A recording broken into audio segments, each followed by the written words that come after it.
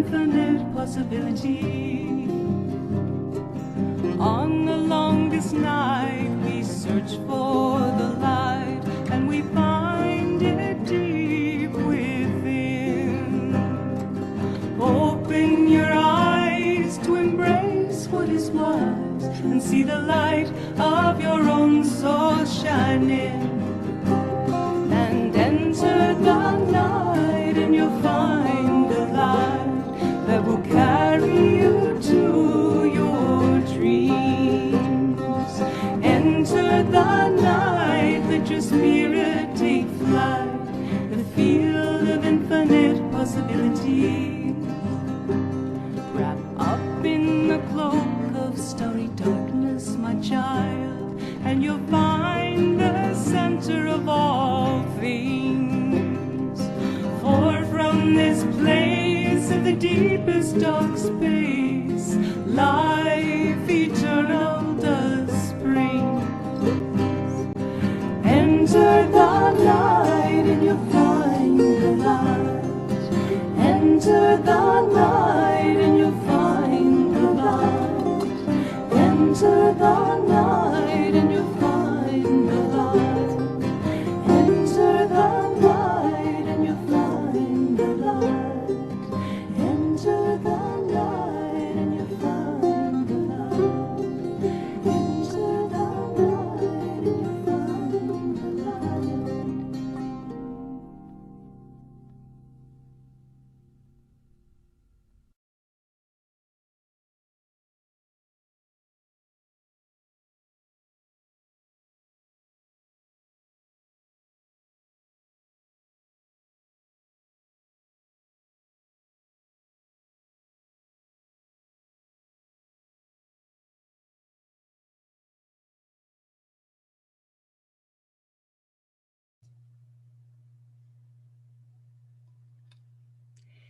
You are welcome here, you strangers, seekers, sojourners.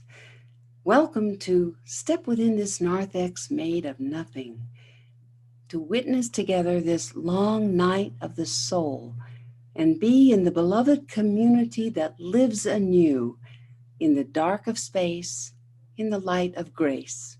So come, be welcome here, be here. We light a chalice this evening or morning, whenever you are engaging in this program. We light a chalice as Unitarian Universalists do, and these words that we are lighting them by are by Sharon Wiley. I invite you to light a chalice wherever you are. I have one lit here. The words by Sharon Wiley are called a chalice lighting for the winter solstice, which is upon us in just a few hours. This solstice night, in honor of ancient traditions that celebrate this time of longest night, we observe that the flaming chalice holds the elements of the four directions: the earth, air, fire, and water.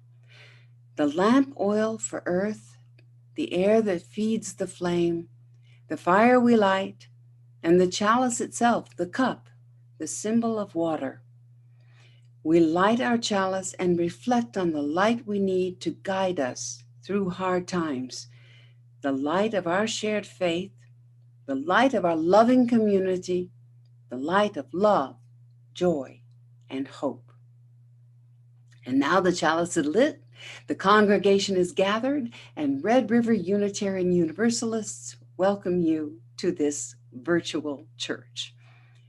Red River Unitarian Universalists, when they gather, always say these words of spoken affirmation, which you will see on the screen in front of you. I invite you to say them along with us. Love is the spirit of this church, and service is its law. This is our great covenant, to dwell together in peace, to seek the truth in freedom, and to help one another.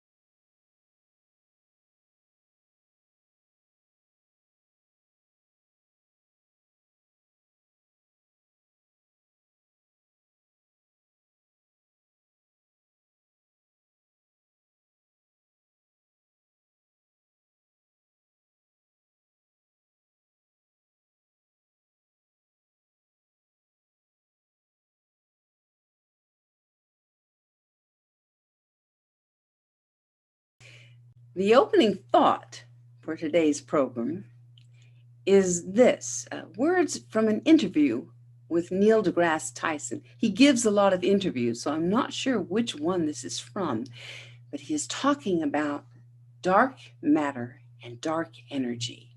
And that's what we're going to talk about today. Dark matter and dark energy are two things we measure in the universe that are making things happen, and we have no idea what the cause is. We don't know what either of them is. Everything we know and love about the universe and all the laws of physics as they apply to 4% of the universe. That's stunning. And now I invite you for the opening song, The Dark of Winter, from Singing the Living Tradition, the Unitarian Universalist hymnal number 55.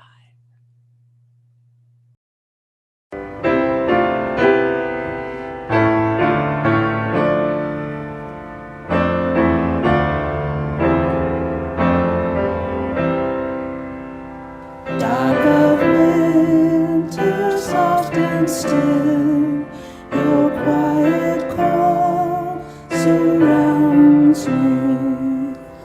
Let my thoughts go where they will, ease my mind profoundly, and then my soul will sing a song, a blessed song of life eternal, gentle darkness, soft and still. Bring your quiet to me. Darkness, soothe my weary eyes, that I may see more clearly. When my heart with sorrow cries, comfort and caress me, and then my soul may hear a voice, a still small voice of love eternal. Darkness, when my fears arise, let your peace flow through me.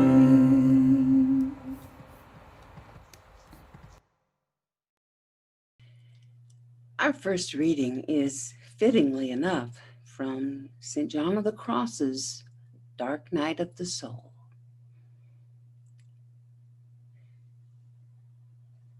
He describes it as this happy night. Although this happy night brings darkness to the spirit, it does so only to give it light in everything. And that, although it humbles it and makes it miserable, it does so only to exalt it and to raise it up. And that, although it impoverishes it and it empties it of all natural affection and attachment, it does so only that it may enable it to stretch forward divinely, and thus to have fruition and experience of all things, both above and below, yet to preserve its unrestricted liberty of spirit in them all. St. John of the Cross continues, and thus it is fitting that if the understanding is to be united with that light and become divine in the state of perfection, it should first of all be purged and annihilated as to its natural light, and by means of this dark contemplation be brought actually into darkness. This darkness should continue for as long as is needful in order to expel and annihilate the habit which the soul has long since formed in its manner of understanding, and the divine light and illumination will then take its place.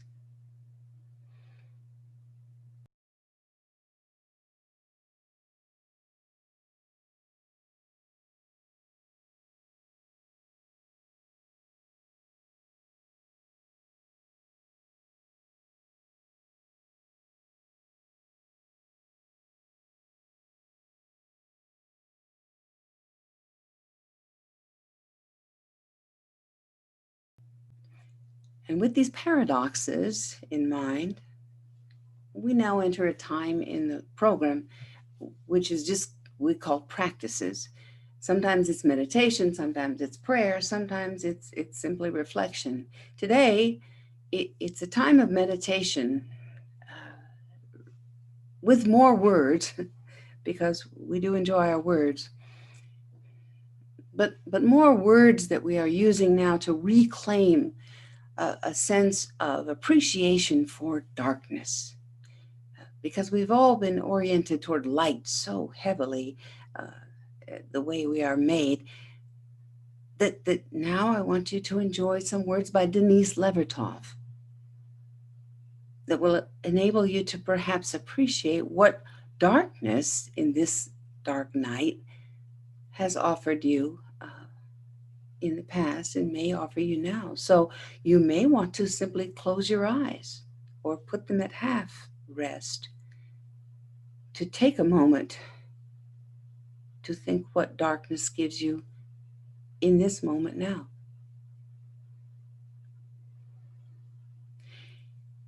In the dark, I rest, unready for the light which dawns day after day, eager to be shared. Black silk, shelter me. I need more of the night before I open eyes and heart to illumination. I must still grow in the dark like a root, not ready, not ready, not ready at all.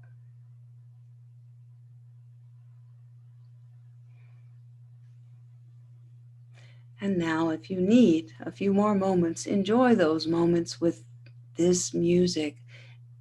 Return again, return again. Return perhaps to the sense of being in the womb. Return to bed for a few more moments of sleep. Return again to the land of your soul. Words and music to enjoy a moment of rest.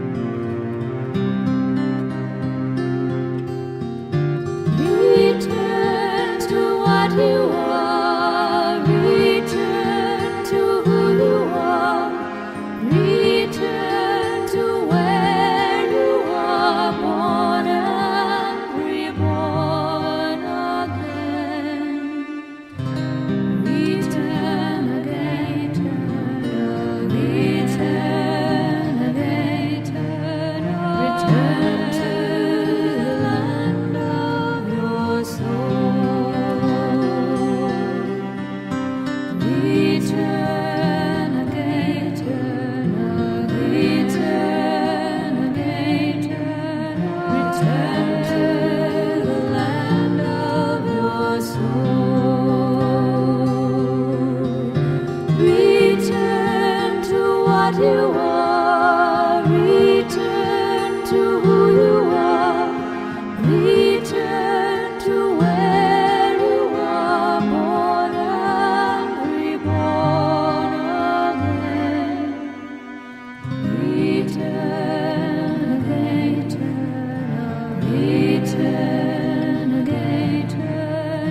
the land of your soul.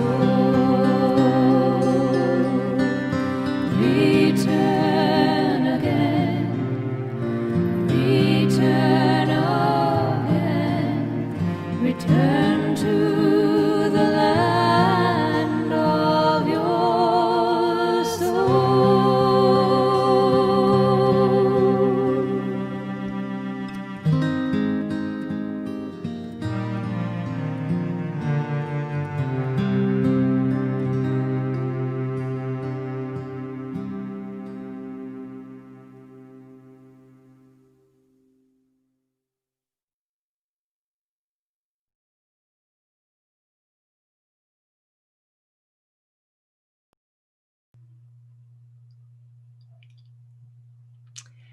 And now, presumably, having rested, I invite you to take a breath and take a journey with me with our second reading. The second reading is a beloved text.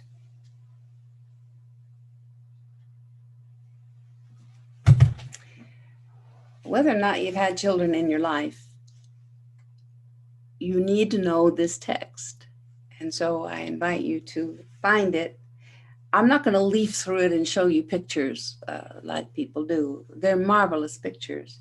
But Where the Wild Things Are by Maurice Sendak is a story I'm going to tell you now.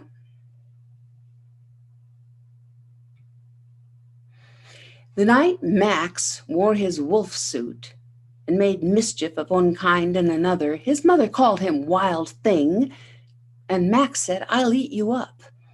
So he was sent to bed without eating anything. That very night in Max's room, a forest grew and grew until his ceiling hung with vines, and the walls became the world all around, and an ocean tumbled by with a private boat for Max, and he sailed off through night and day and in and out of weeks and almost over a year to where the wild things are. And when he came to the place where the wild things are, they roared their terrible roars and gnashed their terrible teeth and rolled their terrible eyes and showed their terrible claws till Max said, "Be still," and tamed them with the magic trick of staring into all their yellow eyes without blinking. And they were frightened and called him the most wild thing of all and made him king of all wild things. "And now," cried Max, "let the wild rumpus start." "Now stop," Max said, and sent the wild things off to bed without their supper. And Max, the king of all wild things, was lonely and wanted to be where someone loved him best of all. Then all around from far away, across the world, he smelled good things to eat. So he gave up being king of where the wild things are. But the wild things cried, "Oh, please don't go. We'll eat you up. We love you so." But Max said no.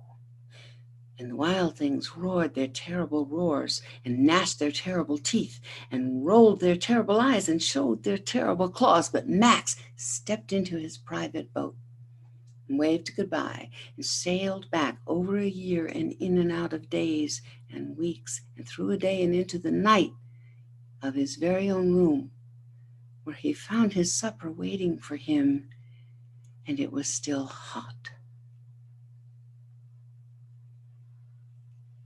Here ends the reading.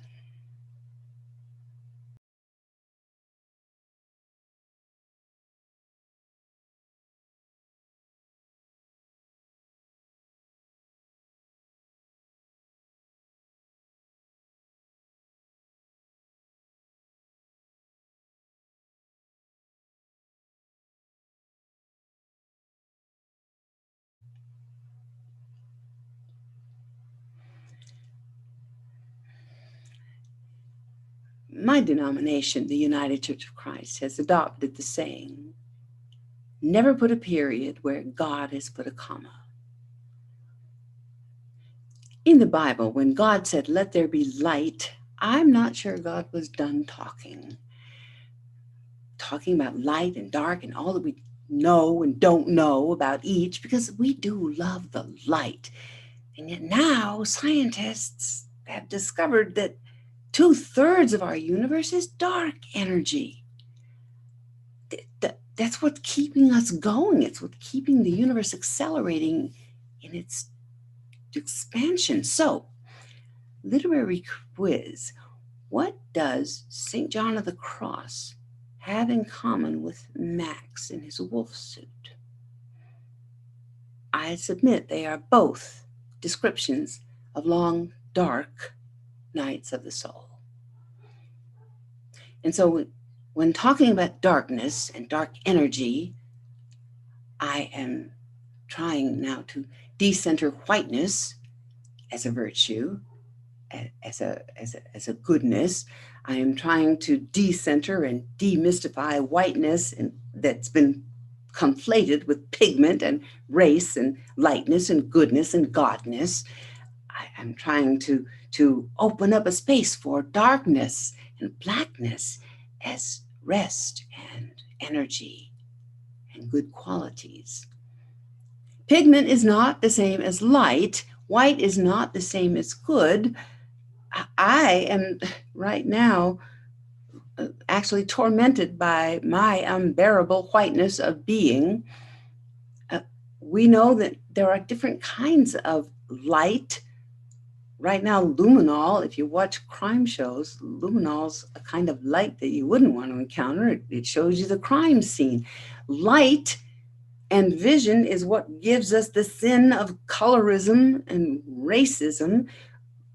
We rely on vision so much that we let lapse our knowledge of our other senses. They say that dogs can smell cancer. I would like to be able to smell cancer, wouldn't you? Or at least have my doctor be able to smell cancer. When I was an actress, I was in a play. I was in Wait Until Dark, and I played the blind woman who outsmarts the burglars by turning off the lights, because she, not relying on vision, has adapted her other senses. I've always thought there should be more colors. I look around and say, that doesn't go, I need more colors.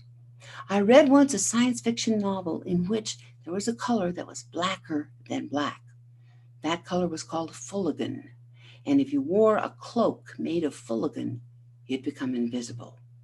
So I just have to say, if anybody has ever read that novel, let me know, because I've forgotten the name of the novel, although I remember the name of the color that is blacker than black, fulligan. Darkness is not the enemy. Darkness is not the enemy. The enemy is nothing.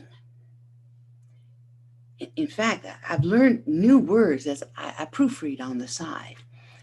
It's another one of my side hustles. I learned in reading texts about statistics, I learned a word called the missingness in a data set, in a survey response, missingness of a survey. I learned a term in electronics, time zero void. I don't even know what that meant. I had to read again. Time zero void. It stuck in my mind. I didn't understand it, but it seemed alien to me. It seemed like that was the enemy, the time zero void, the missingness. Darkness is not the enemy. St. John of the Cross tells us, although this happy night brings darkness to the spirit, it does so only to give it light in everything. And that although it humbles it and makes it miserable, it does so only to exalt it and raise it up. All right, John, we're talking about paradoxes here in the soul that really can't be expressed in words. And those of us who love words will be disappointed and frustrated. But that's all right. He presses on. It is meet then that the soul be first of all brought into emptiness and poverty of spirit. Wait, what's that? Blessed are the poor in spirit. Wait, what's that? Sitting Zen until you discover emptiness? The no self that we find in Buddhism, there is something there that's on the tip of our tongue, that the goal that is not a goal, the yearning that we're not supposed to yearn for, the attachment we're not supposed to have. In order to live that new and blessed life, St. John says, which is attained by means of this night, you have to go through your dark night in order to find the state of union with God, as St. John understood God. Darkness is not the enemy.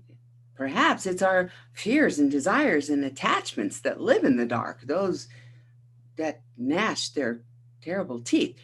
Maurice Sendak is pretty plain about that. When he came to the place where the wild things are, they roared their terrible roars, gnashed their terrible teeth, rolled their terrible eyes, and showed their terrible claws. Well, if we are to believe the dream whisperers, who is that? It's us.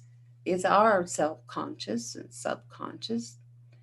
But when the wild things gnash, what does Max do? You look them straight in the eye and you tell them no. You tell them the truth. And at the end of the long, dark night of the soul, there are things that you're supposed to do. In my experience, one doesn't always know that a dark night of the soul is going on until perhaps one has been in it for a while. I personally, I don't like to be very particularly self-revealing when I preach, but I can tell you that it's been that way for me for a while. And honestly, I think that's there's some of that going around right now. We've all had opportunity to go into a dark night of the soul if we were bent that way. For me, it's been a case of trying to discern what my mission is, where I belong, what I'm supposed to be doing. And I've had to let go of that. I've had to tell those wild things, no, I am not going to be the king of my wild things. I have to give that up. St. John tells me that. And I believe it's time for me to get into the boat and wave goodbye and sail back, as Max did. Over a year, and in and out of weeks, and through a day, and into the night of my very own room. Why do we do that? What is it that allows us to end our dark night of the soul?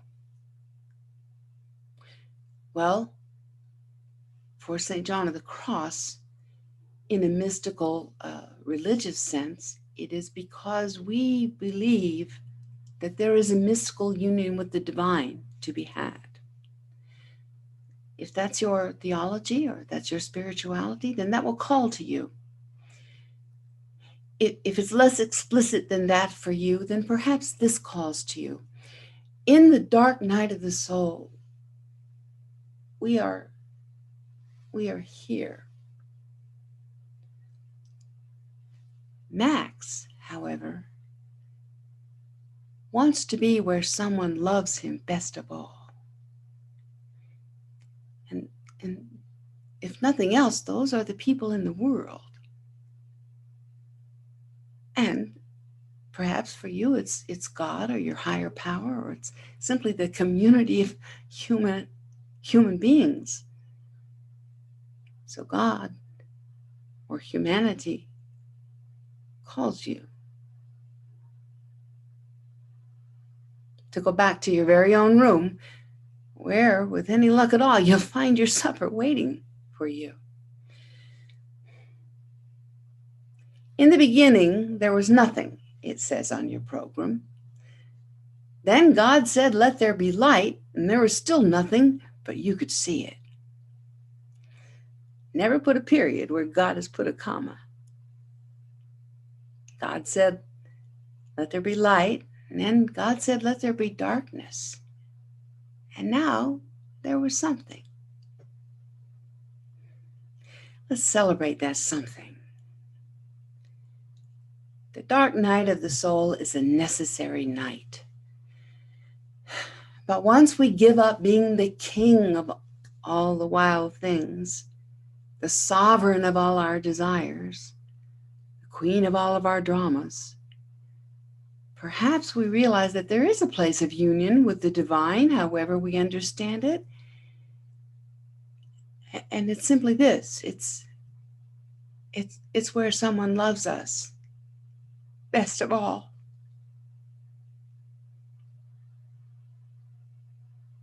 So let's go there. Let's end the dark night when it's time. And if we can't find the place where someone loves us best of all, then let's be that place for someone. Because that may be the best way of all to end the dark night.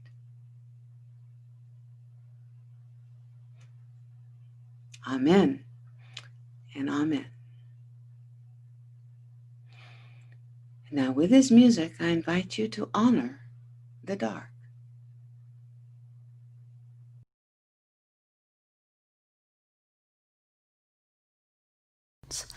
Honor the dark as you do the light. Receive the gifts that come to us by day and by night. I choose to honor the dark, uncertainty and change. Deliver us from fear until only love remains. Honor the dark as you do the light. Receive the gifts that come to us by day and by night. I choose to honor the dark, uncertainty and change. Deliver us from fear until only love remains. Honor the dark as you do the light. Receive the gifts that come to us by day and by night. I choose to honor the dark, uncertainty and change. Deliver us from fear until only love remains. Honor the dark as you do the light. Receive the gifts that come to us by day and by night. I choose to honor the dark, uncertainty and change. Deliver us from fear until only love remains. Honor the dark.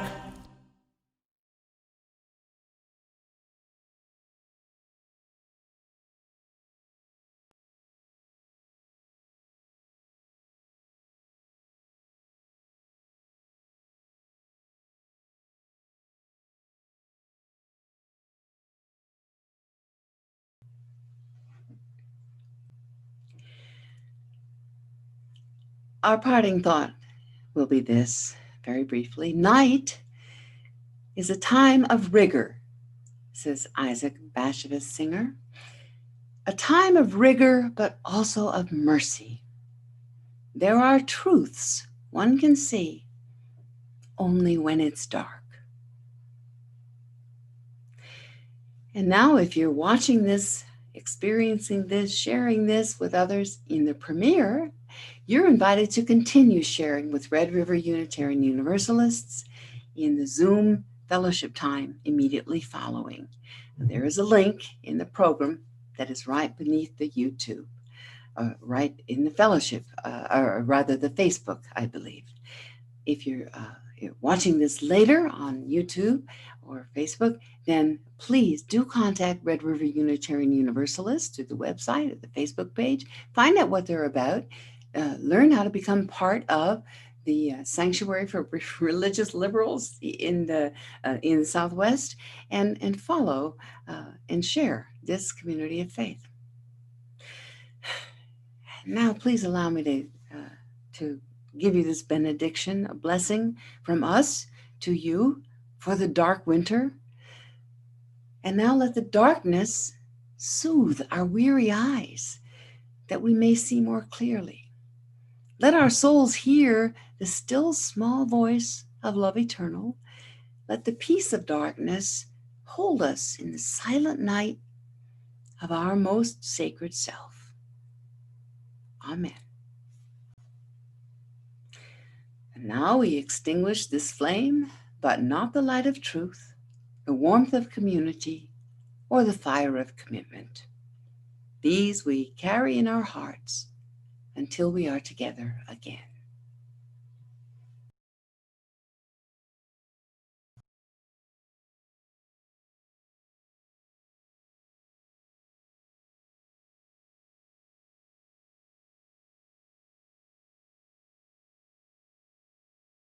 Next Sunday, December 27th, we're having our annual Time to Share morning assembly. This is a fun tradition. Think back over 2020 and find something that sparked interest for you. Maybe something you read, maybe something you heard, maybe a joke, maybe a poem. Sing a song, whatever you'd like. Make a brief video, 4 or 5 minutes max. Please do it in horizontal rather than portrait. Or if you have trouble with that, contact Dan Althoff and he will help you do it. But you have to do it on Friday the 18th, Saturday the 19th, or Sunday the 20th between 2 and 5 in the afternoon. This has always been a good Sunday morning, and we hope that you will participate. It's easy to do, it's fun, and it's one way that we can stay connected even though we're separated. Best wishes for a joyous holiday season. Hope to see you next Sunday. Take care.